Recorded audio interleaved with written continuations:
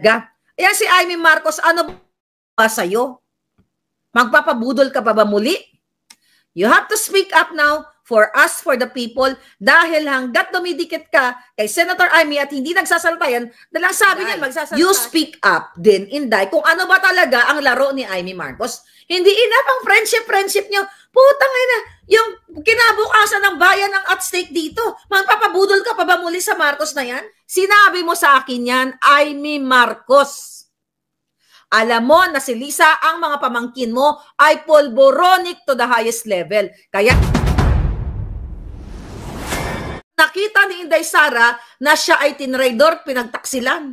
Imagine niyo yung revelation niya noong nakaraan. Pinuntahan siya ni Amy at ni Bangag sa Davao para kumbinsin dahil ayon sa mga pamilyang Bangag, hindi sila mananalo kung wala yung support ni Inday Sara. Kita nyo ang pagiging ungrateful at pagiging demonyo. Demonyo lang po ang pwedeng gumawa yan na ilulure mo, lulukuhin mo yung, wala niyang pinagkaiba sa mga scammers o manluloko, mambubudol. Na kunyari magpapakita ng kabaitan sa'yo, yung pala sasaksakin ka sa likod. Ito ang mga Marcos na ito. Kaya nga sabi ko kay Inday Sara, kahagabi ba yun? Ano ba talaga? Ayan si Amy Marcos, ano ba sa'yo? Magpapabudol ka pa ba muli? You have to speak up now for us, for the people, dahil hanggat dumidikit ka kay Senator Amy at hindi nagsasalita yan, dahil sabi niyan, magsasalita siya eh. According to my source, magsasalita siya. Kasi siya mag-authenticate sa kapatid niya na Adictos Benedictos. Bakit hindi pa siya nagsasalita? Kaya i-push natin to si Inday na kung talagang, kung ikaw Inday ay totally, na naniniwala na sa pinakita sa inyo ni Lisa Tanas at ni Bangag na ungrateful, hindi na sa friendship ninyo, kung di walang isang salita sa pinangako nilang ibangon muli at unity, then you have to trash Amy Marcos now. Or else madadamay ka dito. Kasi what? Si Amy naglalaro. Dahil re-electionist siya eh. Wala na siyang loyalista. Tapos, you know, definitely walang DDS. Kaya nagpe-play siya ng ganyan sa gitna. Nagpe-play ka, Amy. Alam ko mga galawan mo. Okay? So kung gusto mo, dahil sa yung mga tao mo sa likod mo, na ikaw ay magsasalita, dinilay mo na, sabi mo, noong July, magsasalita ka. Oh, noong August, magsasalita ka. Ito nakaraan, hindi ka pa nagsasalita. Kaya nga, we challenge Inday. You speak up din, Inday, kung ano ba talaga ang laro ni Amy Marcos. Hindi enough ang friendship niyo. Putang ina, yung kinabukasan ng bayan ang at stake dito. Magpapabudol ka pa ba muli sa Marcos na yan? Kasi kung magpapabudol ka, eh bala, wala nang kakampi ang taong bayan. Pinaglalaroan ka lang. I know you're smart enough. Alam mo, nakikita mo kung anong galaw, then magsalita ka. Sabihin mo kay Amy, ano ka ba? Dahil lumuhod naman siya sa inyo. Yang pamilyang yan, lumuhod sa inyo na huwag pangalanan si Marcos Jr. na siya ay narco-politician. Diba? Ano ba inaantay ni Amy Marcos? Diba sabi ko sa inyo, isang hibla na lang? Yung mga nangungulit sa akin? Ilabas mo, Amy Marcos. Wala ka ng loyalista dahil isinusuka, dahil inutusan na ni Lisa Tanas. Wala na rin DDS. Pero kung magsasalita ka at ito authenticate mo at ipagtanggol mo ang bayan, dahil ito 99.9% walang tiwala sa'yo, mambubudol ka din daw eh. Kung magsasalita ka, kasi mga kababayan, ito behind the scene, na magsasalita daw siya na aaminin niya sa inyo, sa taong bayan, na ang kapatid niya ay Adictos Benedictos. Huwag nyo na kaming paglaruan. Huwag nyo paglaruan ng bayan. Inday Sara, huwag ka nang pumayag na paglaruan ka ni Amy Marcos. Sayang ang galing mo. Sayang naman yung nakikita mo na yung kademonyuhan, tapos paglalaruan ka ni Amy. Ay magagalit ako. Bahala na kayo sa buhay ninyo. I will still speak, pero hanggat ikaw ay nakipagkaibigan dyan at ini-etchos ka, ano to, lokohan? Sabi nga nila, blood is thicker than water. Pagsalitain mo yan, bigyan mo ng ultimatum. Kasi, sinabi niya, mga kababayan, ay ito magkabukingan na tayo, pakialam ko. Wala naman akong pakialam sa pangalang Duterte o Marcos o whoever. Ang pakialam ko yung taong bayan. Oh, nangako si Amy Marcos. According to my source na, magsasalita ka, Amy, nangako ka. na magsasalita ka, sabihin mo sa taong bayan, kaya nga I'm holding on to that. Nangako ka na ikaw ay magsasalita, sasabihin mo na yung kapatid mo ay adik. Dahil alam naman ng, na ano na yan ni Cathy Binag. Naglalaro ka dahil sa iyong political, career? Ilulubog ka namin sa komuno eh. Kasama dun sa baha na yun, ilulubog ka namin, ilulubog ka ng taong bayan. Lahat kayo. At dapat nga, pag nalubog na kayong lahat, yung Marcos na apelyedo na yan, hindi na nag-i-exist sa Pilipinas kasi malas yan. Dapat magkaroon ng batas na yung Marcos ay burahin sa mapa. Dahil yan ay salot, nagdulot ng dilubyo, ng karahasan, kadiliman, kidnapping, smuggling sa bayan ito. Or lahat ng mga kongresistang demonyo ngayon na kay Harry Roque.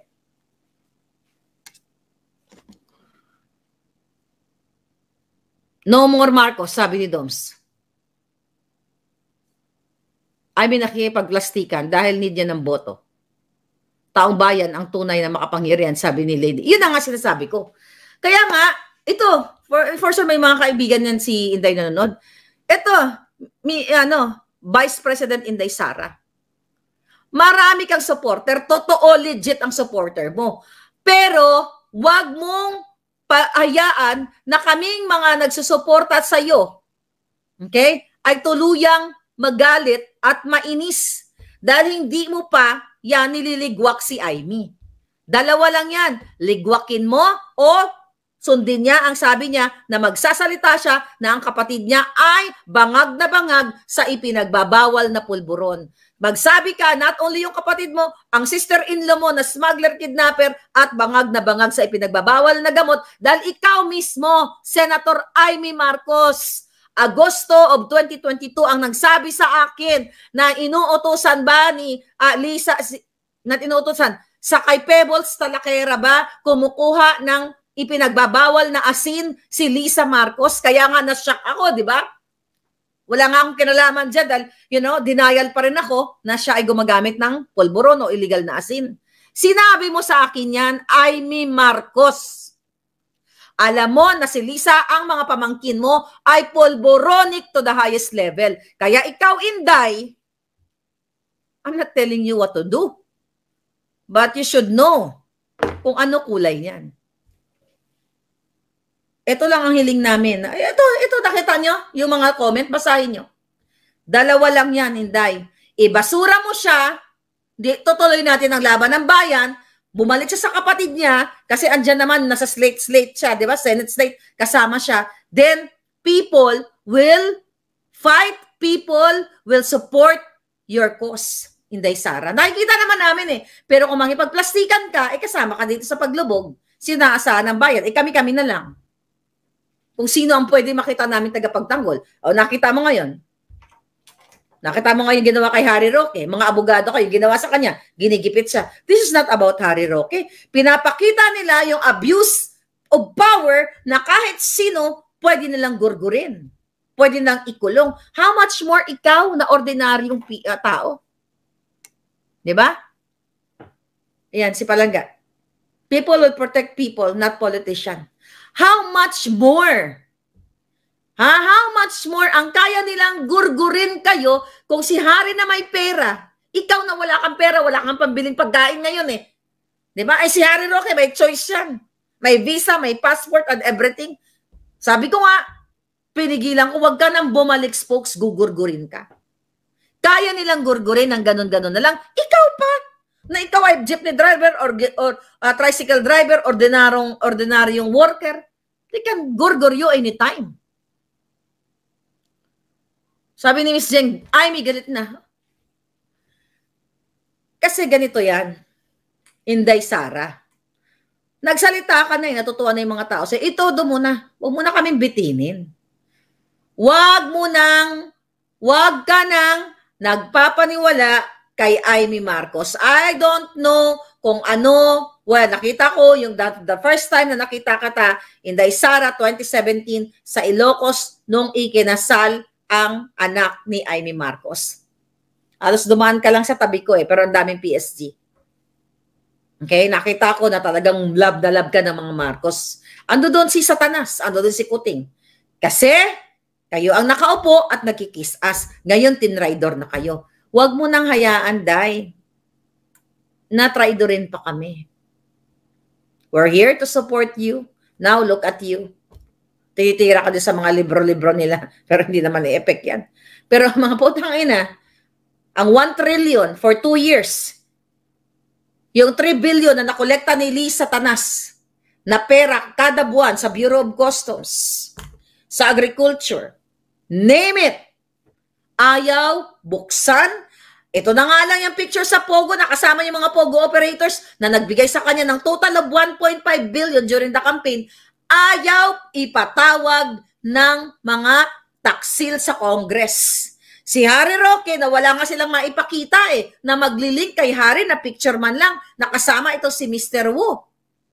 Diba? Pinipilit nilang idin. Eto, sinahampas na sa inyo sa pagmumukha ninyo ang mukha ni Satanas, ni Bangag, ng mga kasama niya at ng Pogo operators, pero ayaw nilang ipatawag, walang magko-cover sa mainstream media. By the way, pinagsisend ko kanina yan sa mainstream media na nag-message sa akin for interview in the past. O, hindi sumagot ng mga buwaka ng ina. Hoy, kayo, Philippine Star, GMA, News 5. Diba? Nag-message kayo sa akin. Para mag-interview. Hindi ko kayo sinagot kasi mga kinang ina nyo lahat. Dahil kayo mga traidor. Anong ginawa ko? Sinend ko ngayong araw. Hindi man lahat. Sinend ko yung picture ni Lisa Tanas at ni Bangag. Tapos nilagay ko yung narrative doon kung ano yung kwento ng picture. Hindi kayo sumagot, di ba? Kasi buwaka ng ina ninyo, kalaban kayo, mga taksil kayo. Kapag issue ng lipunan, tunay na issue ng bayan, ayaw niyong pag-usapan. Pero yung panggigipit o chismis lang, gusto niyo mag-interview. Tangay na niyong lahat. Hindi kayo pagbibigyan. Mga ulol kayo. Kasi kung gusto ko mag-interview, ito, mga palangga ko. Kahit ako magsalta ako, sulat ko yung tanong, sagutin ko yung sarili ko, kaya ko namang interview yung sarili ko. Diba? Sinend ko sa kanila palangga, tiyan mo lang sumagot. GMA 7 lahat. Lahat halos sila. See? Meaning, they don't care about the national issue. Gusto nila yung mga issue lang na gusto kanilang idiin. Hindi kayo bibigyan ng satisfaction, ha? Mga ulol kayo.